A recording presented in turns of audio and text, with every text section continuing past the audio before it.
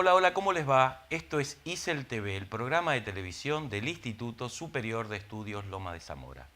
Hoy, como en muchas y gratas ocasiones, el ISEL, fiel a su ideario, pretende a través de este programa, de su revista o de su proyecto educativo ocuparse del arte. En este caso, la fotografía.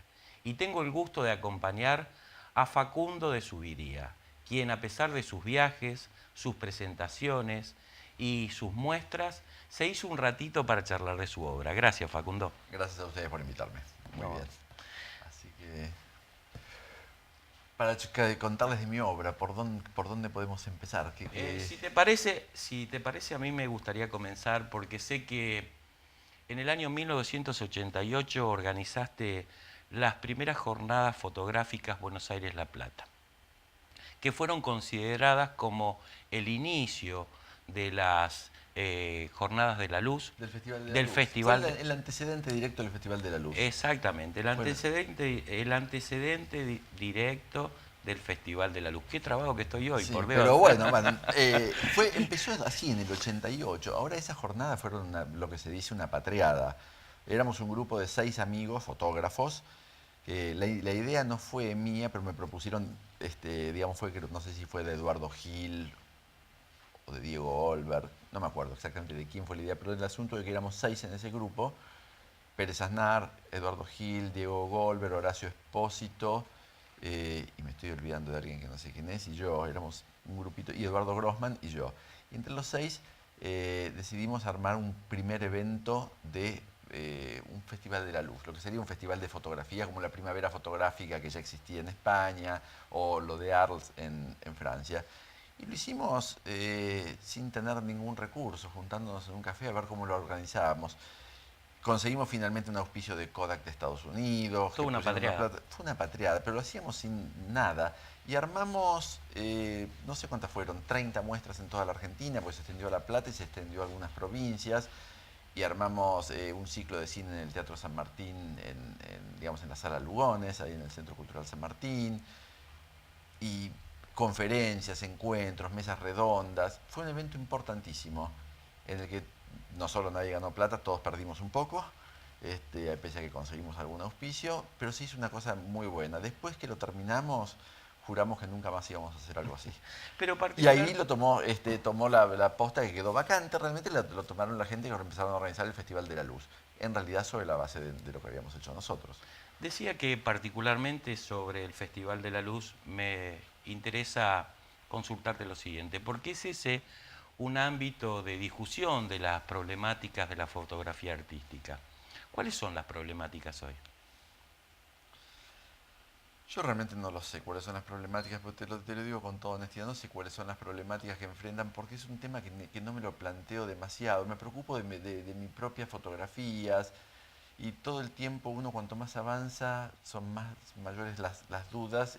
Digamos, uno cuanto más sabe se da cuenta, toma más conciencia de todo lo que le falta, ¿no? Entonces, si yo antes había cosas que no me las cuestionaba, ahora me las estoy cuestionando más, y, y ya tengo bastante con ocuparme de mi propio trabajo. ¿Cuál es la problemática actual? Yo me imagino, por lo que veo, comparando con el 88, cuando hicimos, digamos, las jornadas de fotografía Buenos Aires-La Plata.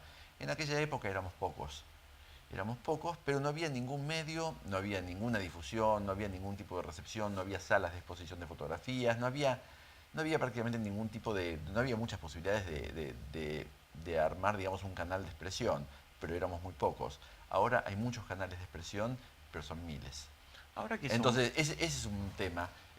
La diferencia es que la fotografía se ha hecho muy popular, mucha gente quiere ser fotógrafo, y ahí eh, demasiados perros para pocos huesos, ¿no? Entonces es eso. Porque además es un ámbito, es un medio en el que no hay tampoco un gran premio económico, ¿no? Desde ya que no lo hay. O sea, no es una actividad tampoco que sea muy rentable, pero que tiene mucho atractivo. Yo creo que la problemática me parece que pasa ahora por poder sacar un poquito la cabeza fuera del montón para cualquier joven que quiera iniciarse. Pero no lo sé, porque no estoy tampoco trabajando ya en temas de políticas de difusión respecto a la fotografía, como lo hicimos en el 88, o como lo hice en otra época cuando trabajaba en el programa cultural en barrios y que daba clases de fotografía para difundir la fotografía. Eso años, que sé, 84 al 86. O en otros momentos que trabajé en Fundación Antorchas, pensando también, o sea, en una época tuve una preocupación por las políticas fotográficas y todo. Desde el momento que dejé de lado ese tipo de funciones y me dediqué a mis propias fotos, es como que prácticamente es un tema que lo veo así pasar un poquito de lado, ¿no? ¿Y existen políticas de preservación del patrimonio fotográfico o son solo iniciativas privadas? Yo creo que son solo iniciativas privadas o públicas, pero aisladas. O sea, seguramente existen, me parece, museos que se ocupan de preservar el patrimonio fotográfico que tengan, las fotos documentales, y se ocupan de hacerlo. Fototecas en distintos lugares, inclusive en provincias, en pueblos, inclusive de provincias que tienen fototecas locales. Creo que existe una mayor conciencia del valor de la fotografía, por lo menos de su valor como documento, ¿no? Como documento social. Entonces yo creo que existe una mayor conciencia y una mayor tendencia a cuidarlo, preservarlo. Si se aplican las políticas que son exactamente las correctas, depende del caso. No creo que haya, no me parece que haya una política nacional al respecto. Eso me parece que no hay una política nacional, pero en la suma de políticas parciales de entidades privadas o de instituciones públicas, más o menos me parece que hay un consenso respecto a cuidar la fotografía de una manera distinta al que había hace 20 o 30 años, eso sí. 1992, 1996 y 2005 fueron años de premiación para vos. Sí. Recordame por favor cuáles fueron esas distinciones y explícame qué tiene en común y qué de distinto tu fotografía en en esas 13 ocasiones o en esos 3 momentos. Año 92, yo creo que ahí recibí el primer Conex. Recibí de vuelta otro Conex en el 2012, ¿no? Entonces recibí el primer Conex dentro de la categoría general de artes visuales en la subcategoría de fotografía. Fui ahí, digamos, tuve un diploma al mérito Conex, ¿entiende? Digamos que se eligen a 5 figuras en fotografía de una década. Eso lo tuve en el 92. Eh, la verdad que bastante temprano para que me dieran eso en el 92, porque ¿Por no, qué? y pues no tenía todavía ni siquiera un libro publicado. Eh, También era muy difícil publicar libros entonces, había muy pocos. Tenía sí, tenía una actividad, digamos, como fotógrafo con exposiciones, exponía mucho, participaba mucho en la fotografía y fui organizador de las jornadas de fotografía en el 88. Supongo que con todos esos méritos eh, estuve ahí en el CONEX. En este momento me parece que es muchísimo más peleado, que con eso no alcanza, porque éramos menos, éramos pocos y era todo, digamos, estaba todo recién un poco en pañales. Eso fue en el 92. Después me dieron en el 96 el premio Leonardo del Museo Nacional de Bellas Artes, un premio instituido por Jorge Glusberg, que, bueno, fue un premio que me lo dieron a la trayectoria. Eran Glusberg y un grupo de curadores, que yo creo que tendría mucha vinculación con el grupo CAIC seguramente, y algunas otras gente que estaba ahí que votaban y me decidieron darme el premio Leonardo, que es un reconocimiento a la trayectoria, ¿no? No significa nada, digamos, económicamente desde ya, pero es un lindo premio, además era un lindo... El premio en sí mismo es una escultura de bronce de Marta Minujín, muy linda, así que es un premio realmente lindo. Y después, ¿cuál es el? En el 2005 2005 volviste a ser premiado. el premio de la Fundación Juan de Garay. Fundación Vasco-Argentina Juan de Garay, me dieron también un premio a la trayectoria y como personalidad destacada, porque que ellos dan siempre a la gente, a los que somos de familia vasca. La Fundación Juan de Garay, Fundación Vasco-Argentina Juan de Garay, da premios a personalidades, siempre van a ver que tenemos apellidos vascos. Somos siempre digamos, porque es gente destacada, es así como lo dan, dentro de distintas actividades en el marco social, pero que sean de familia vasca, de apellido vasco en realidad. Por ejemplo, sé que se lo dieron por periodismo a Alicia de Arteaga, que yo sepa. Pero no es un premio que se dé por disciplina, se le puede dar a un escritor, se le puede dar a, digamos, a un, no sé, a un gestor de trabajos sociales, o se le puede dar, en mi caso, a un fotógrafo. O sea, no es un premio que esté instituido dentro de determinado orden, sino que simplemente es el hecho de ser un vasco destacado. Y te había preguntado qué tenía en común y qué de distinto tu fotografía en esos 3 momentos, si lo recordás. Eh, yo diría que mi fotografía no ha cambiado demasiado. De, Yo creo que mi fotografía ha sido siempre la misma desde el momento en que yo siento que más o menos empecé a desarrollar y a definir un estilo propio. Hacia el año 83, yo creo que recién ahí estaba empezando a definir mi propio estilo. Todo lo que haya sido anterior, me parece que eran búsquedas un poquitito más dispersas y en todas direcciones, como es lógico, por una cuestión también De de búsqueda. edad y de búsqueda de información, o sea, era más disperso, o sea, uno puede encontrar antecedentes de mi estilo, los puedo encontrar en fotos muy anteriores, pero realmente creo que hacia el 82, 83 empezó a consolidarse. Y mi estilo es un estilo simple, directo, clásico, digamos que hace mucha atención en el encuadre, en el recorte de la realidad de una situación determinada, siempre dentro de un marco urbano, que en general es de la ciudad de Buenos Aires, porque es mi ciudad y es lo que más fotografío, y eh, siempre teniendo en cuenta, digamos, que la luz es el principal componente de la foto. O sea, la luz tiene esa facultad de iluminar una escena y al iluminar una escena es como que la despega de su contexto y le da vida propia. Y cuando uno con una foto consigue registrar eso, es encuadrarlo, recortarlo de la realidad, transformarlo en una imagen y sacarlo de ese entorno, eso es una foto. Y creo que eso es, digamos, eso ha sido, digamos, la base de mi fotografía. Dentro de eso, eh, siempre he hecho, digamos, distintos tipos de encuadres. Encuadres, digamos, muy frontales, como el caso de la serie Siesta Argentina, que no es lo único frontal que he hecho, pero, digamos, representa mucho esa frontalidad en mis tomas, donde tomo el paisaje urbano, las casas, los frentes, vidrieras, negocios, graffiti, digamos, comercios, todo eso que yo voy registrando es de alguna manera cultura popular urbana, en el sentido de que es cultura espontánea. Digamos, el dueño de, por decir, no sé, la dueña de una mercería que pone determinados objetos en la mercería de adorno en su vidriera, está haciendo de alguna manera una actividad cultural, no porque ella seguramente la considere de tal manera, pero porque de hecho representa simplemente el modo de vida y el modo de relación de una sociedad en un momento dado. Y siempre pensé que entonces esas fotos así de peluquerías y de tintorerías y de una carnicería y de negocios y de casitas casas de barrio, digamos, bien de clase media urbana, yo siempre sentí que representando eso estaba representando un momento de nuestra historia que reflejaba también la vida de nosotros, ¿no? Facundo, según Asubis, Raschenko y la vanguardia rusa fueron tu primera fascinación. Sí. ¿Qué había en su obra y en ese movimiento para despertar en vos ese interés? Eh, lo de- Mi primera fascinación, mi primer ídolo fue Rodchenko, exactamente, en la vanguardia rusa y junto con Rodchenko, Moholy-Nagy y gente que estaba en la Bauhaus. Pero a mí que me gustaba de todas esas vanguardias rusas, lo que me gustaba era esa ruptura total con los esquemas, digamos, con las composiciones rectangulares o de verticales y horizontales, ¿no? Entonces me parecía que al torcer la cámara y torcer la realidad y que entraran a jugar, digamos, las líneas que eran horizontales o verticales se transformaran en diagonales y empezar a jugar con los ángulos de toma, uno empezaba a trabajar sobre la fuga, sobre las perspectivas, sobre la ruptura de la realidad tal como la veíamos y la transformábamos en otra cosa. Es un planteo bastante radical.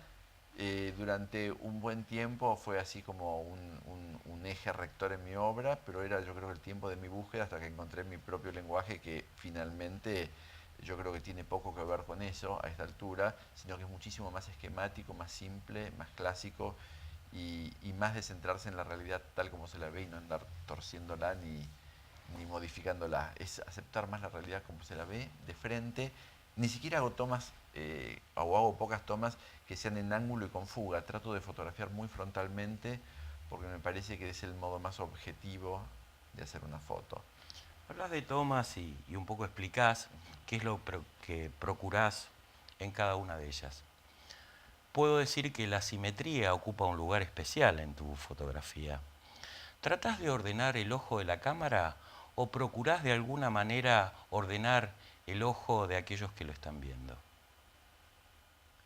No, no creo que trate de ordenar el ojo de nadie que lo esté viendo. Sí lo hago de acuerdo a un orden interno mío que funciona de una manera muy intuitiva. Cuando me pongo la cámara y miro a través del visor, no estoy pensando conscientemente voy a correr esta línea, voy a poner esta otra línea, voy a dejar que el horizonte... O sea, no estoy pensando exactamente de eso, pero me salta a la vista para mí dónde coloco el horizonte, dónde coloco el piso, cómo van las líneas, si la hago simétrica o me corro de la simetría, cosa que estoy haciendo bastante, correrme de la simetría, si bien la simetría es una constante a la que siempre regreso, muchas veces me gusta deliberadamente correrme de lo simétrico. Pero, digamos, ¿qué es lo que hago? Yo trabajo de acuerdo como a mis propios esquemas que funcionan de una manera muy intuitiva, como en todos los fotógrafos, yo creo. No trato entonces, digamos, de enseñar nada al respecto. Sí, lo que trato, si hay alguna intención extra, es me gusta encontrar belleza en el mundo, en mi entorno, o expresar, digamos, el entorno de una manera que sea bella, que tenga una cierta estética y poder mostrarle a la gente que eso es lo que decía cuando daba clases hace muchos años, que me parece que está muy bien que la gente vea que puede transitar su vida cotidiana sin prestar atención a nada y ir y venir por los mismos lugares todo el día sin que le llame la atención, o puede detenerse a mirar cada una de las cosas que hay en ese trayecto y si uno las mira y las separa de su entorno y las aprecia cada una en su propia belleza, me parece que es un enriquecimiento para la vida de cada uno. En esto de la simetría, ¿el diseñador Leonardo Eisenberg tuvo mucho que ver? Yo creo que no. Porque estuve con Eisenberg ¿cuánto fueron? 2, 3, 4 meses estuve trabajando. Yo no creo, lo que pasa es que él era un loco de la simetría. Eisenberg sí que era un loco de la simetría. Era tan loco de la simetría que se peinaba con raya al medio, usaba dentro del saco, en todo un bolsillo, tenía todas las lapiceras, se abría el saco del otro lado y tenía las mismas lapiceras del otro lado, tenía un llavero de un lado, un llavero del otro, paquete de cigarrillos en cada bolsillo, con un encendedor en cada bolsillo y fumaba uno de un lado y otro de otro, para que siempre tuviera la misma cantidad. Estaba loco. Obsesión Sí, total. una locura que hacía con eso. Pero bueno, pero fue un gran maestro y con él estudiábamos algo así como diseño y gráfica y me encantó y la pasé muy bien, pero realmente no creo que, o sea, yo ya me parece que mi tema por la simetría no creo que me venga de Eisenberg, sino que ya lo tenía. Cuando lo hice eso ya venía bastante simétrico yo. Así que... Tu primer libro sobre Buenos Aires es Estampas porteñas. Háblame de él. Estampas porteñas fue una idea que se le ocurrió a Paula, mi mujer, que tenía que hacer ese libro. Yo tenía muchas ganas de poder, como fue en el año 96, yo venía haciendo fotografías ya con un estilo más definido desde el año 83, 84, todo de Buenos Aires. Había trabajado en el programa cultural en barrios de la Secretaría de Cultura de la ciudad, digamos, durante el gobierno alfonsinista había sido del 83 al 89, ¿no? Y trabajando, fotografiando los barrios, documentando los barrios. Seguí fotografiando la ciudad, o sea, me transformé en un fotógrafo de la ciudad y yo quería juntar todo ese material y transformarlo en un libro. Como ese material fue producido sin pensar en un libro, sino por puro gusto personal, fotografiaba, digo, peluquerías, tintorerías, la calle, una hoja, una sombra, el asfalto, unos adoquines, cualquier cosa. Cosas que de repente no representaban necesariamente la ciudad, pero en las que yo buscaba encontrar una simbología que representara a Buenos Aires. Y en un momento empecé con la idea que quería hacer algo y bueno, Paula fue la que realmente organizó todo eso y la que tuvo la idea y dijo hay que hacer el libro. Y ahí nos pusimos juntos a trabajar, a mirar todas las fotos que venía sacando de años y uno empieza con una selección de 500 fotos y después va descartando, va descartando, va descartando y al final te quedas con algunas y vas tratando, lo que se trató ahí fue de armar un relato que en realidad fue un relato como en 3 partes, pero es un relato muy abstracto. Hay una primera parte que son vistas de la ciudad y una segunda parte que es la ciudad como aviesa o torcida o rara. Y hay una tercera parte que tiene que ver con el río y con el paisaje urbano más abierto. Eran como 3 capítulos indefinidos y creo que quedó un libro que me parece que es un libro que habla mucho que habla de Buenos Aires para nosotros, para los porteños. Creo que cualquiera de nosotros reconoce en esas fotos que ya son viejas algo que es muy nuestro.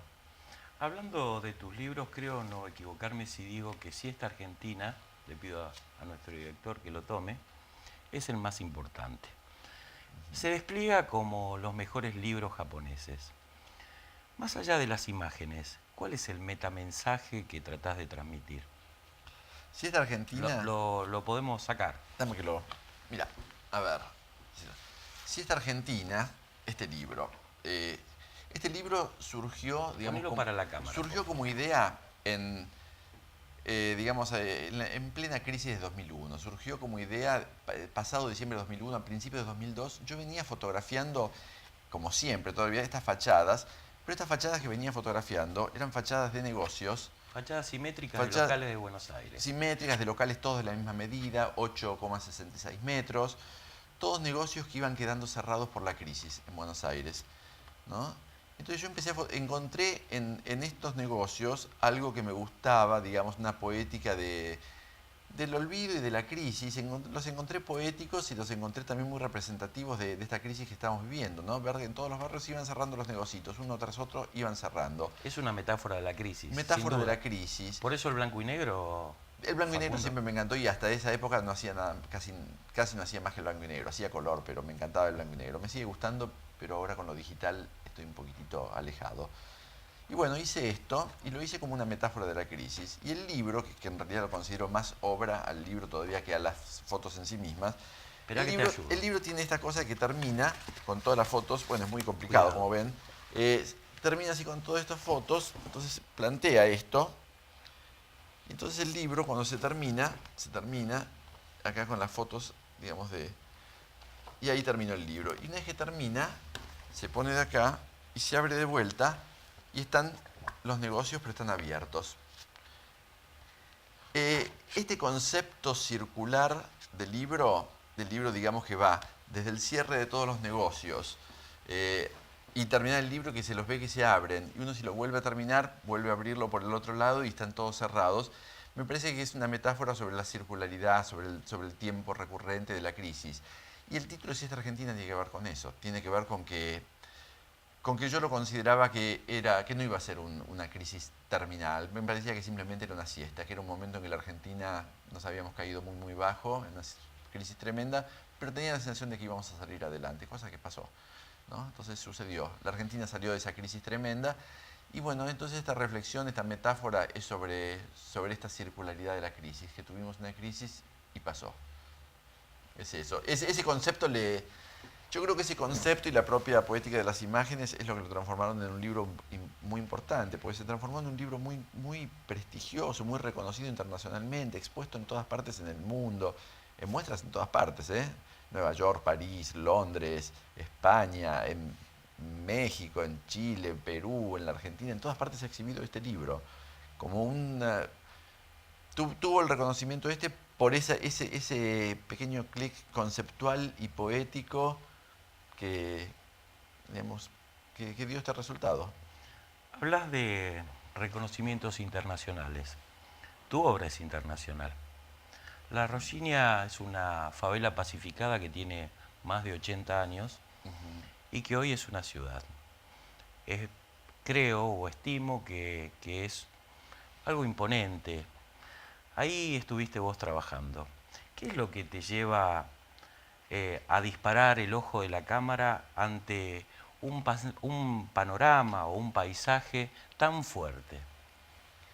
La Roscinia, a mí me pasó que la verdad es que en la Roscinia yo llegué porque me contrataron del canal de televisión local que querían hacer, digamos, fotografiar la favela, que era una favela pacificada, o como se decía ya, una favela emergente, una favela que ya está teniendo, digamos, cierto grado de urbanización, que llegan algunos servicios, como la televisión por cable, por ejemplo, que de eso se trataba.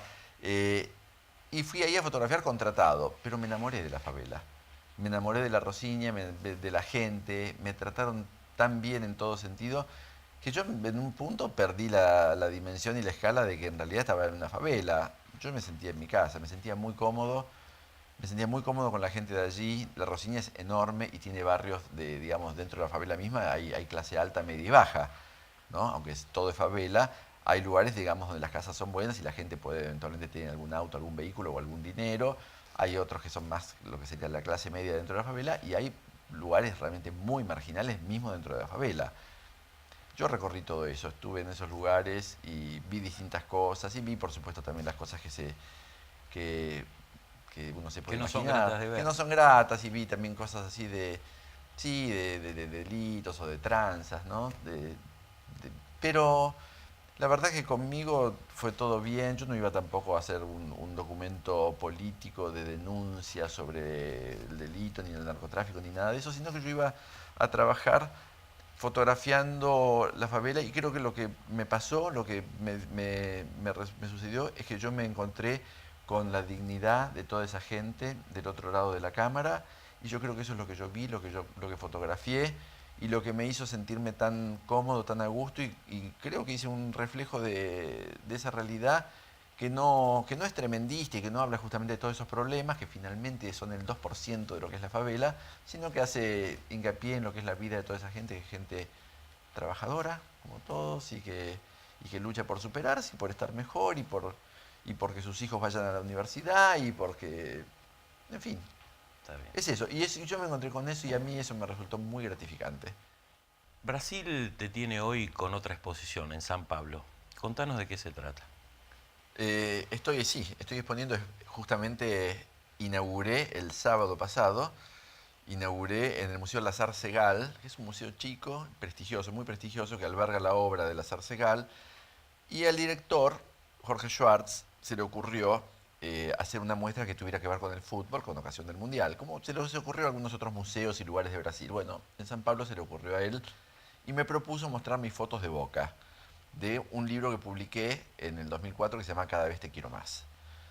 Obviamente que soy boquense, soy bostero, porque por eso hice el libro de Boca, pero tampoco es un libro, digamos, que refleje un fanatismo personal, cosa que no soy, sino que busca reflejar la pasión por el fútbol a través de mis colores, de mi cuadro, de mis colores, y por eso fotografié la ciudad, La Boca, todo el barrio de La Boca, y todo pintado en azul y amarillo, y escenas que representan toda esa pasión. Eso es lo que está expuesto ahora en Brasil.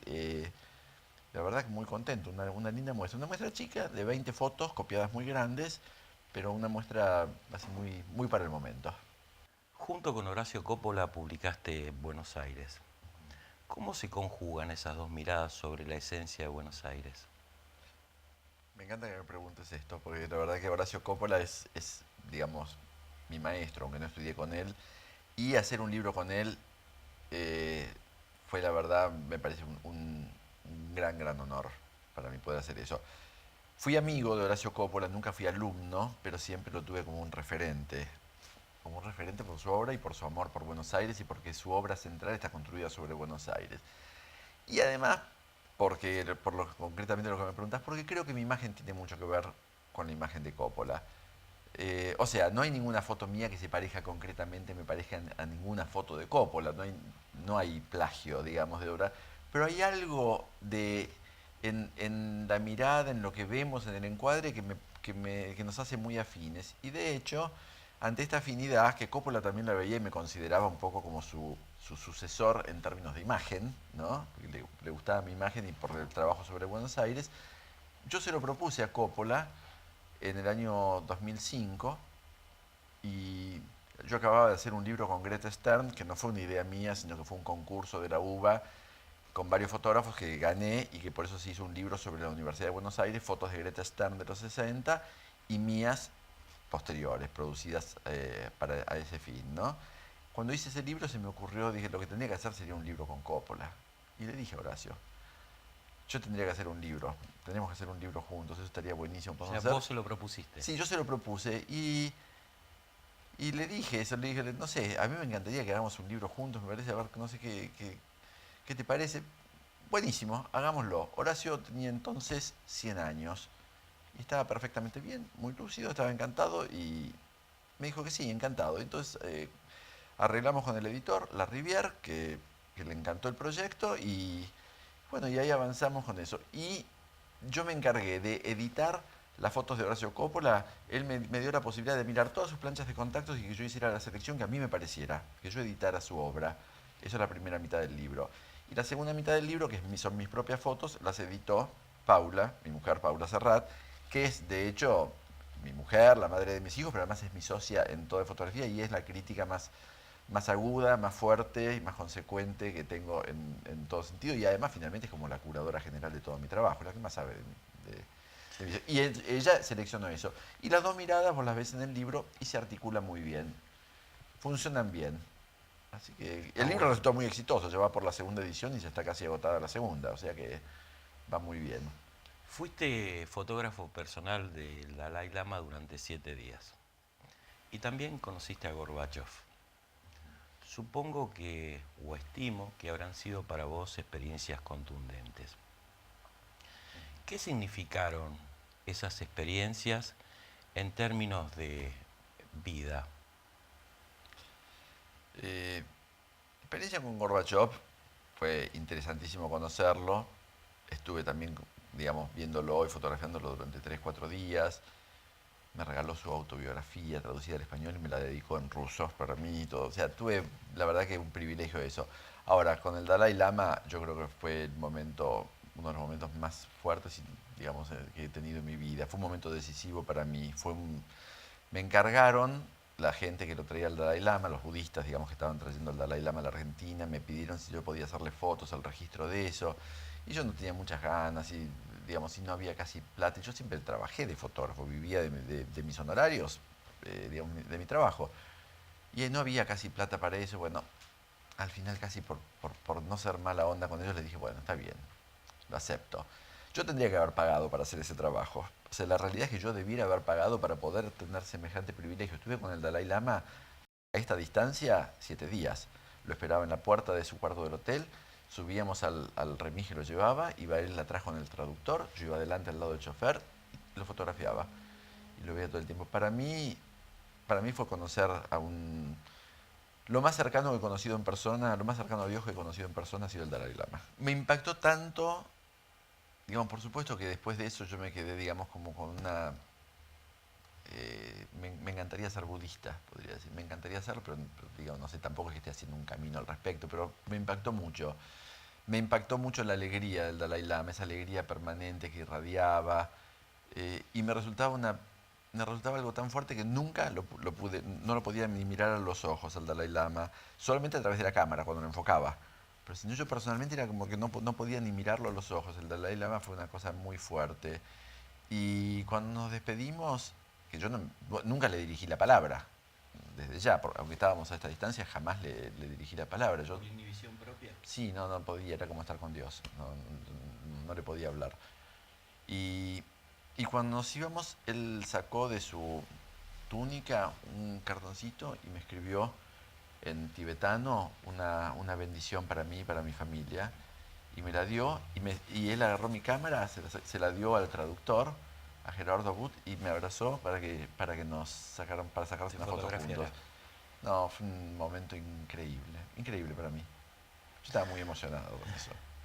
Facundo, para cerrar, Ciudades de América es la muestra que se está exponiendo en la colección Amalia Lacroze de Fortabat. ¿Cómo estuvo esa muestra y en qué etapa de tu proceso artístico, de tu vida artística te encuentras? Esa muestra, esa muestra que está ahí en el Fortabat, que creo que va a estar más o menos hasta fin de junio, hasta el 29 de junio va a estar la muestra, representa un proyecto que venimos realizando con Erika Roberts, mi socia en este pequeño emprendimiento, que consiste en fotografiar distintas ciudades de América, representar ciudades de América con estos libros que hicimos. Uno de Cartagena de Indias, el primero, el segundo Montevideo, el tercero que lo presentamos ahora el 26 de junio en el Museo Fortabat, que es sobre Buenos Aires, el cuarto Río de Janeiro, que está en marcha, ya ha comenzado, el quinto no sabemos, posiblemente en Nueva York. Y estamos con esos, digamos, con esos libros y con este proyecto. Yo creo que ha sido, digamos, por empezar, son todas fotos color tomadas con cámara digital, ya en la época digital que para mí comienza en el 2006, en el que yo dejo de usar la cámara analógica y empiezo con la digital. Eso es un cambio muy grande. Yo cuando empecé a hacer fotos digital juraba con total convicción que no iba a hacer nunca fotografía digital y que yo no iba a dejar jamás la fotografía analógica. La realidad es que hoy prácticamente no hago ninguna foto analógica y hago todo digital. Creo que la fotografía, que la era digital es la verdadera revolución en la fotografía. Creo que no ha habido ninguna revolución, ningún cambio tan drástico en la fotografía desde su invención en toda su historia como la irrupción de lo digital. Porque lo digital significa la difusión por millones de la posibilidad de fotografiar. Toda la gente con los celulares, chicos, jóvenes o lo que sea, todos fotografían con los celulares, todos tienen cámaras y las imágenes se transmiten por mail, se comparten, se juegan. Eso es un cambio enorme. Y creo que esa popularización y democratización extrema de la fotografía es el gran cambio que ha traído la imagen digital, la fotografía digital. Ahora, en el medio quedan cosas que también estábamos pensando, sí, en el medio se quedan cosas. Se pierde algo de magia, se pierde algo de misterio, se pierde esa obsesión por encuadrar y hacer la toma perfecta sabiendo que la película es película y no hay un delete, un borrar para la imagen. Entonces hay algo definitivo en la foto analógica que la foto digital no tiene. Entonces la foto digital es mucho más suelta, es más espontánea, más fresca, es más lúdica y de alguna manera también es menos profunda. Facundo, tengo aquí otra de tus obras. Contame de qué se trata. Este es el catálogo de la muestra que hablábamos ahora de Ciudades de América en el Museo Fortabat. Y que esta foto es una foto de Buenos Aires, la estatua del diario La Prensa, que hoy es Secretaría de Cultura de la ciudad, vista a través de un edificio en la Avenida de Mayo. Es una imagen bastante típica de las que yo hago, ¿no? Este juego, digamos, de distintos planos, de recortes, de sombras, geometría. Siempre mis fotos creo que tienden a hacer estas cosas. Esta es la muestra que hay allí, digamos, y que hay fotos de Buenos Aires, fotos de las otras ciudades, Cartagena de Indias, y después viene Montevideo, Nueva York, que es un trabajo que ya lo hice bastante, he ido mucho a Nueva York, me encanta y he fotografiado bastante, y finalmente Río de Janeiro, que es el trabajo que estamos haciendo ahora, que es lo que esperamos publicar como libro el año que viene. De eso se trata. Me gustaría dedicártelo este libro. Bueno, cómo no.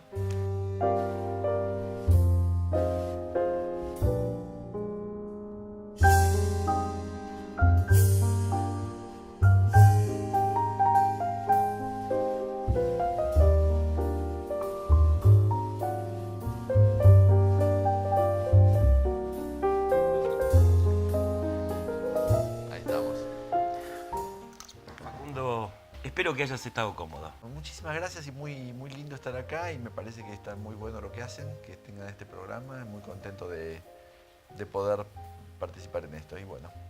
Gracias, a todas luces sos un gentil hombre. Muchas gracias, gracias a ustedes. A vos también, gracias por acompañarme, te espero la próxima semana. Larga y buena vida para todos.